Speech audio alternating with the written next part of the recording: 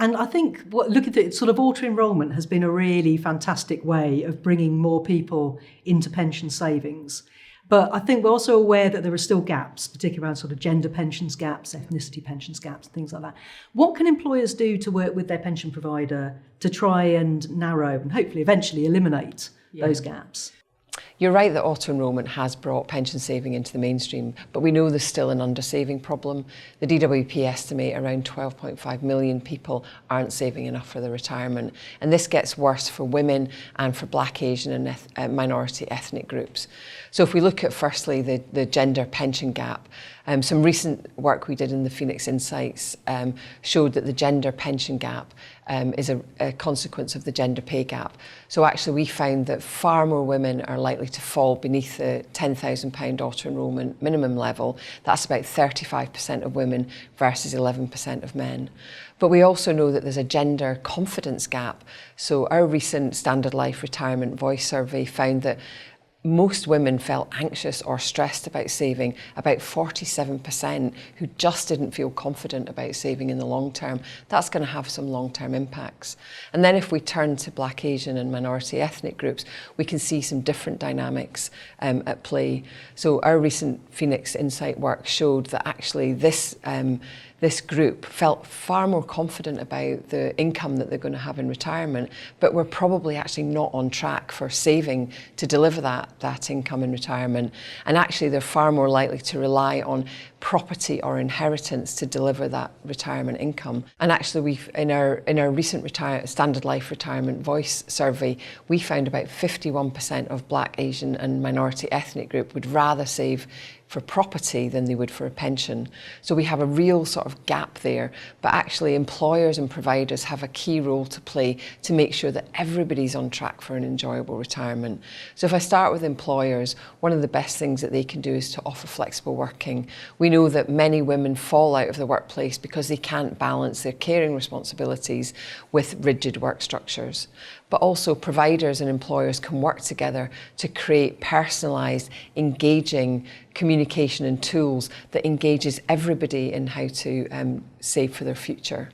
We know that financial education is clear. Financial education gives a massive sort of confidence boost, and confidence equals engagement. And at Standard Life, we recently ran a series of webinars targeted at women, focusing on things like menopause, divorce, debt, parenting, caring responsibilities.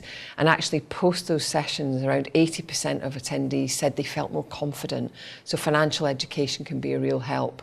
I think also engaging people in their wider financial lives. So not just thinking about pensions alone, but thinking about, well, what are the challenges? You're not going to get someone to save to a pension if they don't know how they're going to buy their first house, pay down their debt, potentially fund caring responsibilities for either children or elderly parents.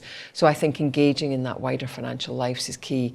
But listen, it's a complex topic, and I think we need to be relentless in our focus for both employers and providers in how we solve this permanently in the long term. We also know that starting as soon as you can in pension savings is really important. Our recent Retirement Voice survey for Standard Life found that actually the point that people engage is 36. And we also know that from talking to people who are older, they really wish they'd started earlier. So what that means is we need to face into wrapping the support round when people are ready to engage, so in that midlife, sort of 36 age. But then we also need to really focus about how can we engage people earlier, taking sort of the next best step just to save that little bit extra so that they can look back from retirement and feel confident they acted as early as they possibly could. And I guess one thing that's kind of not helping with some of that complexity at the moment is the cost of living crisis. And although we're seeing sort of inflation start to come down a little bit, I think that's going to be with us for some time to come. As you say, I guess pensions are not going to be top of everyone's list of priorities at the moment. So how can employers and providers sort of work to make sure that pensions stay on people's radar whilst being aware of those wider challenges that they're facing at the moment?